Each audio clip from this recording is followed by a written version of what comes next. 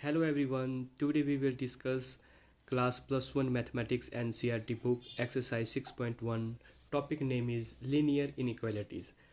सबसे पहले हम समझें कि लीनियर का मतलब क्या होता है। अगर हमारे पास कोई लीनियर इक्वेशन है, जैसे यहाँ पर एक एग्जांपल है 40x + 20y <= 120। इसमें लीनियर का मतलब होगा जो x की पावर जो होगी वो होती है हमेशा 1, y की पावर भी 1। अगर स्क्वायर हो गया तो वो क्वाड्रेटिक हो जाएगी। तो लीनियर में हमेशा x का जो पावर होगी वो क्या हो जाएगी 1, और y की पावर भी हमेशा क्या रहेगी 1। तो ये आपकी एक लीनियर इक्वेशन है। अगर ये तो टू वेरिएबल की लीनियर इक्वेशन है, और यहाँ पर ये 1 वेरिएबल की लीनियर इक्वेशन है। 1 वेरिएबल मतलब इसमें x 1 वेरिएबल एक वेरिएबल है, और इसमें x एक वेरिएबल है और y दूसरा वेरिएबल है। उसके बाद जो मेन टॉपिक है, जैसे लीनियर इनइक्वालिटी में 2 < 5 या 7 < 5, तो ये इनइक्वालिटी है। तो इनइक्वालिटी का मतलब आप ऐसे समझेंगे, अगर मैं लिखता हूँ 7 या कुछ 2x = 4, तो ये इक्वालिटी है। लेकिन हम यहाँ पर ऐसे लगा देंगे 2x > 4 या 2x < 4, तो वो क्या होगी आपकी इनइक्वालिटी हो गई।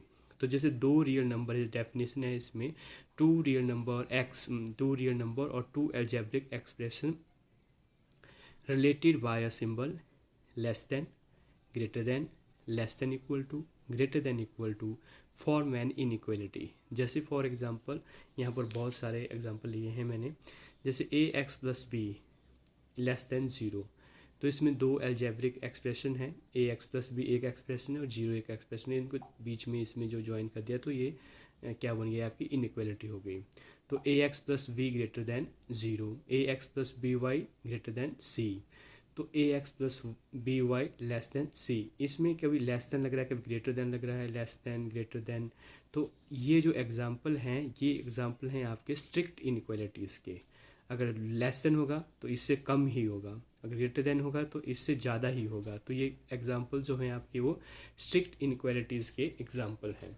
फिर उसके बाद आपका जैसे एक एग्जांपल और ले लिया मैंने, ax + by अगर लेस देन इक्वल टू लगा हो, लेस देन इक्वल टू या ग्रेटर देन के नीचे इक्वल टू लगा हो, तो ये जो आपके एग्जांपल हैं are example of slack inequalities. ये किसके एग्जांपल हैं, आपके स्लैक इनइक्वालिटीज़ के। तो आप स्ट्रिक्ट इनइक्वालिटी समझ गए होंगे। स्ट्रिक्ट इनइक्वालिटीज़ में आपका लेस देन होगा, ग्रेटर देन होगा, लेकिन उसके नीचे इक्वल टू नहीं लगा होगा। और इसमें ax + by less than equal to है, लेस देन के नीचे इक्वल टू लगा है, और ग्रेटर देन के नीचे भी इक्वल टू लगा है। तो ये जो एग्जांपल हैं ये आपके किसके एग्जांपल हैं, these are example of slack inequalities. और अगर ग्रेटर देन लेस देन लगा होगा तो these are example of strict inequalities. उसके बाद अगर आपका 2 < 5 है या 7 < 5 है, तो ये आपकी न्यूमेरिकल इनइक्वालिटीज़ हो गई। ये न्यूमेरिकल है क्योंकि इसमें वेरिएबल नहीं है। जैसे अगर y < 3 है, x < 5 है, या y < 3 है, are some example of literal inequalities. Numerical होगी तो उसमें आपके 7, जैसे 7 < 5 होगा तो उसमें न्यूमेरिकल वैल्यू होगी, न्यूमेरिक की होंगे। लेकिन अगर लिटरल होगी तो उसमें क्या आ जाएगा, x < 5, उसमें वेरिएबल होगी। फिर इसके आइए डिस्कस करते हैं। अब इसमें जो रूल है, इसमें दो रूल्स हैं जो इम्पोर्टेंट है इसमें। रूल फर्स्ट क्या बोलता है, अगर कि कोई इनइक्वालिटी है तो उसमें इक्वल नंबर में बी एडेड और सब्ट्रैक्टेड। इक्वल नंबर में बी एडेड और सब्ट्रैक्टेड। इक्वल नंबर में बी एडेड और to subtracted from the both side of an inequality without affecting the sign of inequality। इस डेफिनेशन को मैं एक एग्जांपल के जरिए आपको समझाता हूँ। जैसे मेरे पास कोई इनइक्वालिटी है 4x + 3 < 5x + 7। तो इनका मतलब है कि इक्वल नंबर में बी एडेड, इक्वल नंबर दोनों साइड हम इनइक्वालिटी के ऐड कर सकते हैं। इक्वल नंबर दोनों इनइक्वालिटी के दोनों साइड हम सब्ट्रैक्ट कर सकते हैं without affecting the sign of inequality. मतलब अगर मैं यहाँ पर 4x + 3 लिख रहा हूँ, मैंने यहाँ पर +5 कर दिया, और इस साइड भी मुझे +5 ऐड करना पड़ेगा। इसका मतलब इक्वल नंबर हो गया। जैसे 5 है तो इक्वल नंबर मैंने दोनों साइड ऐड कर दिया। अब इक्वल नंबर को मैं सब्ट्रैक्ट भी कर सकता हूँ, यही इनइक्वालिटी रहेगी। अगर मैंने लिख दिया 4x + 3 < 5x + 7, तो इसमें मैंने कोई नंबर सब्ट्रैक्ट कर दिया, जैसे -6 सब्ट्रैक्ट कर दिया दोनों साइड, तो इक्वल नंबर जो है इसमें हम ऐड भी कर सकते हैं इनइक्वालिटी में, और इक्वल नंबर इसमें हम सब्ट्रैक्ट भी कर सकते हैं विदाउट इफेक्टिंग साइन। जो इसका इनइक्वालिटी का साइन है वो चेंज नहीं होगा। फिर जो दूसरा रूल है इसका वो है कि अगर both side of an inequality, कोई इनइक्वालिटी है, उस both side of inequality can be multiplied और divided by a negative number, कोई दोनों साइड अगर नेगेटिव नंबर से डिवाइड करते हैं तो साइन ऑफ इनइक्वालिटी जो है वो रिवर्स्ड हो जाती है, वो रिवर्स हो जाएगी। मतलब इसको मैं एग्जांपल के जरिए आपको समझाता हूँ। जैसे मेरे पास कोई इनइक्वालिटी है यहाँ पर 17x greater than equal to -34। अगर इस इनइक्वालिटी को मैं माइनस से डिवाइड कर रहा हूँ, जैसे मेरे को यहाँ x की वैल्यू निकालनी है, तो मुझे x की वैल्यू निकालने के लिए यहाँ पर किससे डिवाइड करना पड़ेगा, -17 से, और इस साइड भी मुझे किससे डिवाइड करना पड़ेगा, -17 से। तो ये जो आपका रूल सेकंड है ये ऐसा बोलता है कि अगर किसी इनइक्वालिटी को आप माइनस नंबर से डिवाइड कर रहे हैं, नेगेटिव नंबर से डिवाइड कर रहे हैं, तो जो इनइक्वालिटी है उसका साइन जो है रिवर्स हो जाएगा। तो यहाँ पर ग्रेटर देन इक्वल टू है तो ये क्या बन जाएगा, यहाँ पर less than equal to. Generally इसमें यही गलती करते हैं कि ऐसे माइनस काट देंगे आप, जैसे यहाँ पर -17x लिखा है ग्रेटर देन इक्वल टू -34, तो ऐसे माइनस काट देंगे तो ये गलत हो जाएगा। आपको जब भी इनइक्वालिटी दी होगी और अगर नेगेटिव नंबर से आप डिवाइड कर रहे हैं तो इनइक्वालिटी को ज़रूर रिवर्स करना है।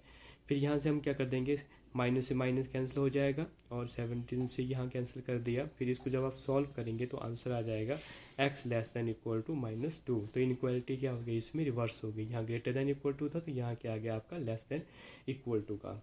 अब जैसे एक एग्जांपल और लेते हैं कि किस केस में हमारी ये जो इनइक्वालिटी है ये चेंज हो जाएगी। जैसे -12x है और ग्रेटर देन 30 है, तो इसमें भी अगर मैंने x की वैल्यू निकालनी है तो मुझे क्या करना पड़ेगा, यहाँ से -12 को हटाना पड़ेगा।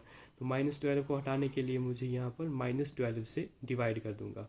तो जब -12 से दोनों तरफ डिवाइड किया तो इसका मतलब क्या हुआ, जो इनइक्वालिटी है वो रिवर्स हो जाएगी। यहाँ ग्रेटर देन है क्या हो जाएगी आपकी लेस देन। तो यहाँ पर आप काट देंगे ऐसे और x की वैल्यू जो आ जाएगी आपकी वो आ जाएगी 30/-12।